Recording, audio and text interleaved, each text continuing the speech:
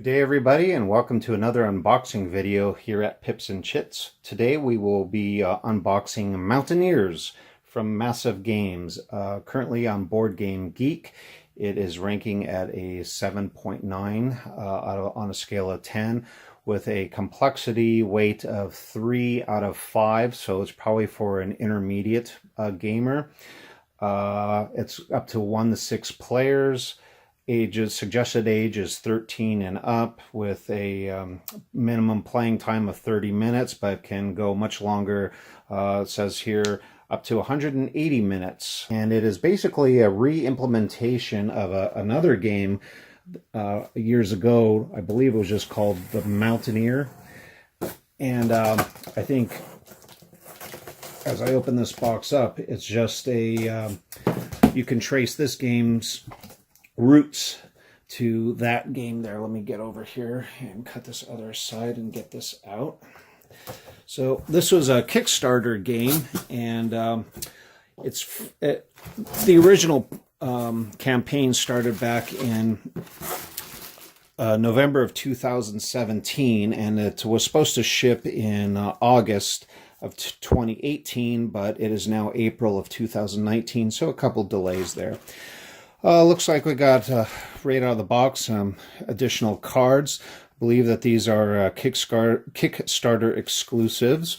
I'm not 100% sure, but I opened this box up, and we get to take a look at the very back before I pull it out. Mountaineers by Massif Games down here. Actually, it's 14, or suggested player age 14 and up. The standard game is 1 to 4 players, and the deluxe and collector's edition is 1 to 6 players. So before I get to, pull the box out here, let me just tell you about the different levels. During the Kickstarter campaign, there was 4 different levels there. I started with the entry level for $49, and that was suggested for 1 to 4 players, and came with a three double-sided mountains.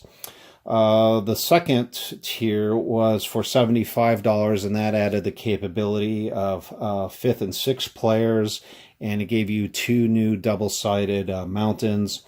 There was the $99 collector's edition that had some upgraded player trays and climbers.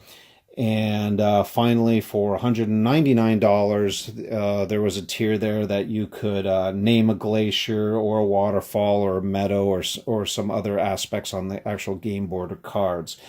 The mountain itself apparently is supposed to be, when it's built, 18 inches in height. Here, let me get this box out of the way, and I'll flip it over. And well, I got sorry about the glare there. It's from my window. So Mountaineers, a 3D board game. Kind of a nice picture up front. It was designed by Corey and Kirsty Wright. I believe they are also, or at least Corey is also the artist of this game as well. So not only did he design and develop it, I believe he's responsible for a lot of the artwork as well. So flip that over again. I know in the original Kickstarter, the miniatures, there were no miniatures. They were just little cardboard cutouts. And then as an unlock goal, one of the stretch goals that was finally achieved was upgrading the players to actual plastic miniatures here. Okay, so take the plastic off, get some of that sheen or that glare out of the way. And let's go ahead and open this up right now. Let's see what, it's a little tight. Okay, move that out. Oh, well, at least they packed it with some nice bubble wrap to keep things flat. Might have to keep that. And there's a little bit of foam here on the side, which that's nice. It keeps, I imagine with a lot of cardboard in here, they needed to protect some of the edges a bit. Okay, here's our guidebook, again from Massif Games. It is a 20-page, looks like, rule book here, telling you all the different symbols. Here's some FAQs nice gloss shine to this. Oh, mountain records. Looks like you can keep records of things. And oh, that's interesting. Right here in the back of the book, they have local mountaineering rules. Use this section of the book to write down any local wilderness regulations your climbing group follows. So basically a little thing for house rules down here. Here's the designer. I take that's Corey Wright down there at the bottom. Says, I'm one of those crazy people who can take a hike through the Western Alps of Europe and decide to start a game company. The 3D concept of Mountaineers was inspired as I hiked through the beauty of the French and Swiss Alps. I love mountain climbing, and I love creating new things, especially when they involve games, art, and mountaineering. I won't read all that, but anyway.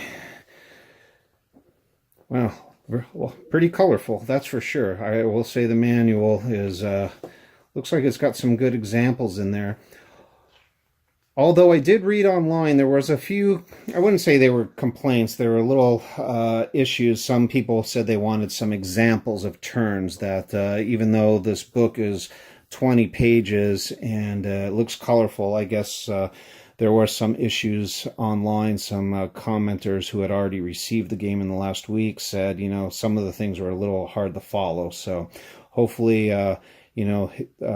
Corey will address that with some additional FAQs or errata or whatnot. Okay, here's the base. Wow, that's a big base of the mountain. So double-sided here. There's some punch-outs there, I imagine, for the mountain themselves.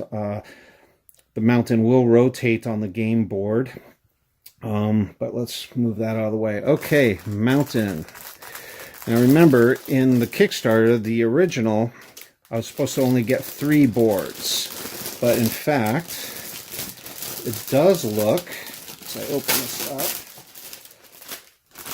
oh man, it does look that there are indeed 1, 2, 3, 5. So there are 5 mountains sides here, double-sided. And wow, unfortunately, okay, I could see why they put that foam in there. Even though I just took this out of the box, you can see that it was, yeah, this makes sense, because look, there's a little indentation right here on this foam. It looks like during shipping this point, I guess players be careful. It looks like the tips of the mountains are subject to a little bit of damage. Looks pretty good. I'll be honest with you, I'm not quite 100% sure I love the art style. I mean, that's not that I dislike the art style. I just think that things like these little buildings, I'm sure it's just aesthetics, but, you know, my gut instinct tells me some of these designs could have been a little bit more polished. But again, that could be just me nitpicking. It shouldn't have affect any part of the game. But yeah, when I look at these little houses, they look like they're just carbon copies of each other. It looks like someone just cut and pasted them on a graphic design thing.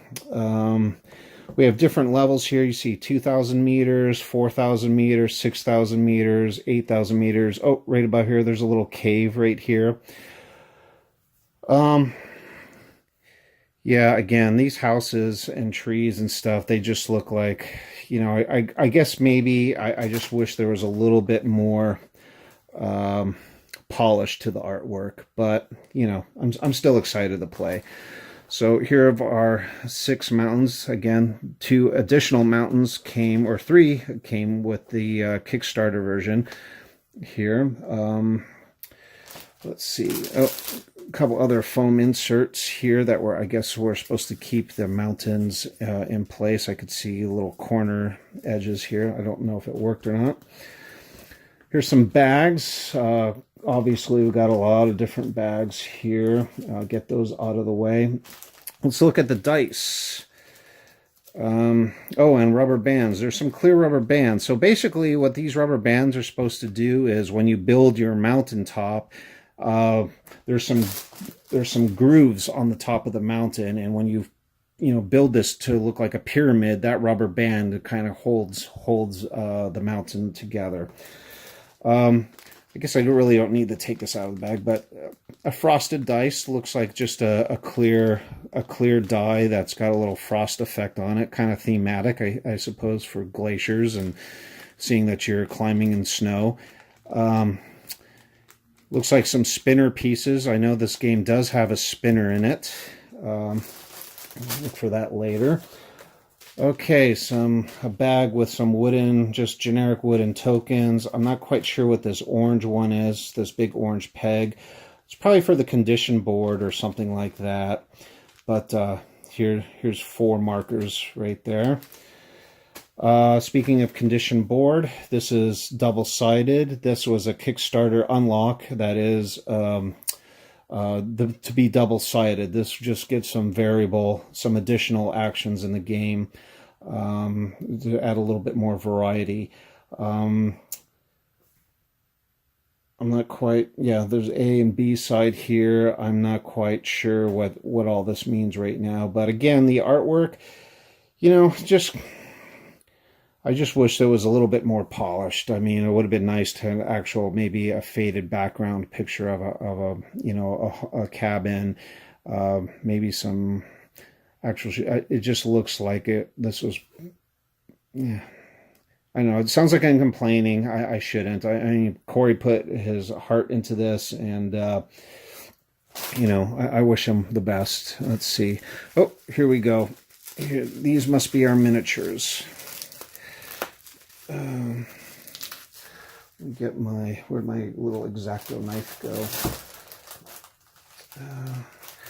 Forgive me there it is. So let's open up. I'm just going to cut alongside this piece of tape right here. Okay. I missed a little piece right there. Okay. So again, since this is only the standard edition, it's only designed really for 4 players. 5 and 6 was for the higher tier game. Pretty cool though. I have to say, I mean, the pegs here, obviously they would fit in the side of the mountain here, and gives him the impression of if he's actually climbing up. That's pretty neat. I don't know if you'd want to paint them or not. I think a pretty distinct coloring for basic colors. I suppose if you wanted to paint them, you could, but I don't think that I will paint mine. So anyway, before I get to the cards, let's see. Oh, we have some Kickstarter cards here. Kickstarter backer cards. And well, they're different languages here. And okay, here's one in English. Okay, I have to read more about these here. Kickstarter. All players who back this game on Kickstarter may draw 2 supplies. If no player backed this game on Kickstarter, all players must pay 1 supply. Oh, so it's just a bonus card for Kickstarter people, but you've got 1, 2, 3, 4, 5, 6. You have 7 of these, but only 1 is in English. Looks like 1 is Italian, 1 is Spanish, or well, it looks like 2 of these are. Well, I'm not quite sure my languages. French, obviously. Looks like German, or at least 1 German. I'm not quite sure what these are, what the other language is. Okay, individual pegs for the players, they match, which is nice because in the prototype version or the early Kickstarter version, these were all cardboard, and they were upgraded to plastic, which is a big deal. And they all have numbers on them because as you're climbing your mountain, you want to do it sequentially. You're going to start with number 1. And you're going to work your way up the mountain to number 2, to number 3, so on and so forth. It looks like there's a number 30 in here. So I think that is the highest number. I'm not 100% positive, but you'll want to use those. Okay, a couple more bags in here. All right. Looks like some more punch boards. Oh, Okay. So we have some supplies here. These are the little locks.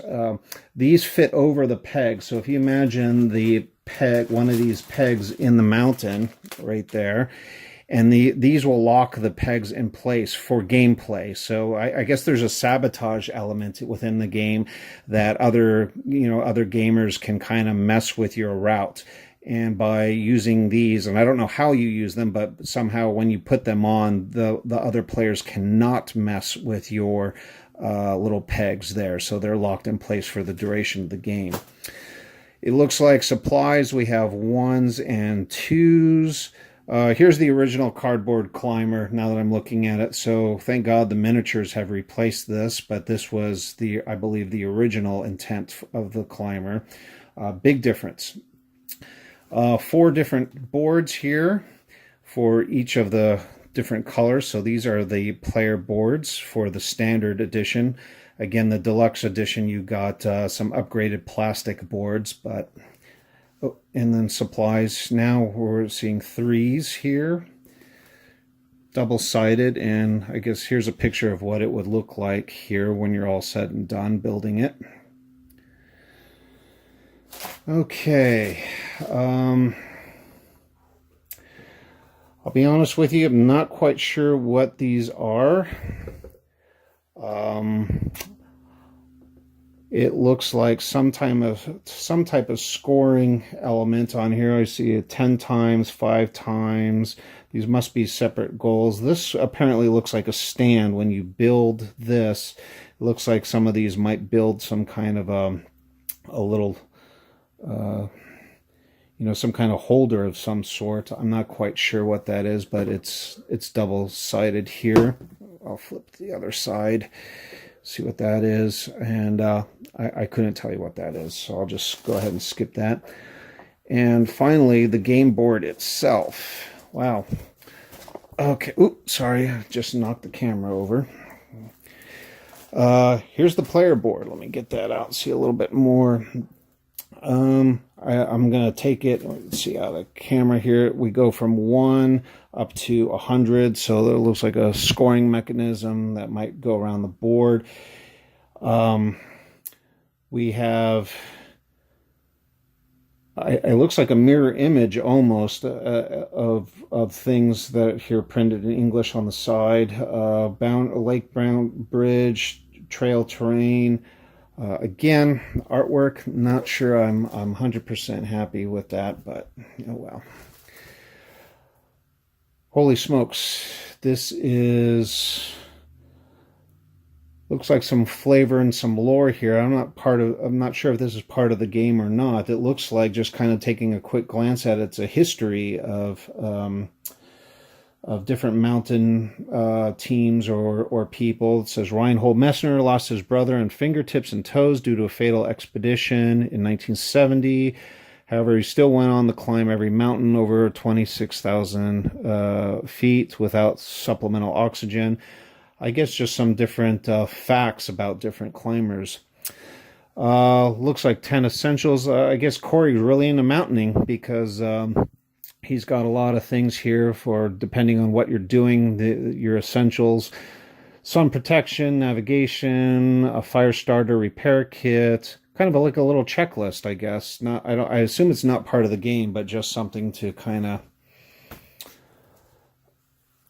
think about when you're getting ready if you're really into camping. Okay, finally, the last thing we'll do here today is open up some of our cards. Okay, feels like a linen finish on these cards. They're very thin, feel much thinner than I would like. There's a possibility they might bend. Let's see, we have, looks like different players here. I'm assuming that these are player cards. Each one I know has technically a variable power, so each player will have unique asymmetric power with them. Automated climbers. Oh, which brings up a good point. So this game was also supposed to have an app associated with it, and in the pictures of it, it shows this app running on a cell phone. Unfortunately, it's not a dedicated app. It's not something that, at least at this point, you can't find in the iOS store or Google Play. It's actually a web application that you need to play on a web browser. So technically, you could play it on a cell phone, but it's not a dedicated app. You'd have to open up a browser on a cell phone and type, add your players in that way. My second gripe about that, and hopefully it doesn't sound like too much of a complaint, but again, it's kind of in the same artwork. I did take a look at it last night because I just got this game, and the app itself, again, looks very rudimentary. I mean, if it works, awesome, and I'm excited to play with it, but at the same time, you can just tell it just didn't have the same production in it as perhaps maybe the game did. It just, would have been nice if they added some sound effects or some really nice animation and some nice looking artwork, there. But I understand developing an app is very expensive, so you probably couldn't do that.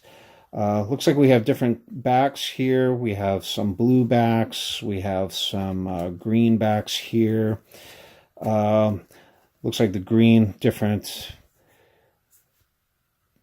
types of goals that you're going to want to do on your mountain. See the different paths. Place a glacier marker in all remaining glacier positions on one side of a mountain. So you're going to... I'm assuming that these are points at the end of the game. If you complete this task, you get 8 victory points. I don't know if they're all 8 points. Kind of looks like it. I could be wrong, though. Again, different paths. Oh, there's a helicopter in here, so there must be some other mechanics in here. Sound of Music. Place 8 markers in a row in alpine positions only. So 1, 2, 3, 4, 5, 6, 7. I guess that would be number 8. 1, 2, 3, 4, 5, 6, 7, 8. And score 7 points. Okay, so here we go. These are now 7 points. We have some that are 6 points, so 5 points. So I'm assuming that the lower the numbers, the easier they are to do. Hunters only. Players with climbers not in a forest position must pay 1 supply. Again, would have liked a slightly better artwork on these, but I hopefully it shouldn't affect the game. If the game is designed well, and you should have fun no matter what. And said apparently, according to Board Game Geek, it is ranking at 7.9, so people seem to like it and not too worried about that. Anyway, that's it for this edition. I hope you enjoy this unboxing video. Please hit subscribe, and maybe in the future I'll go ahead and play this game as a solo person, and you can see how that works out for me. Okay, take care.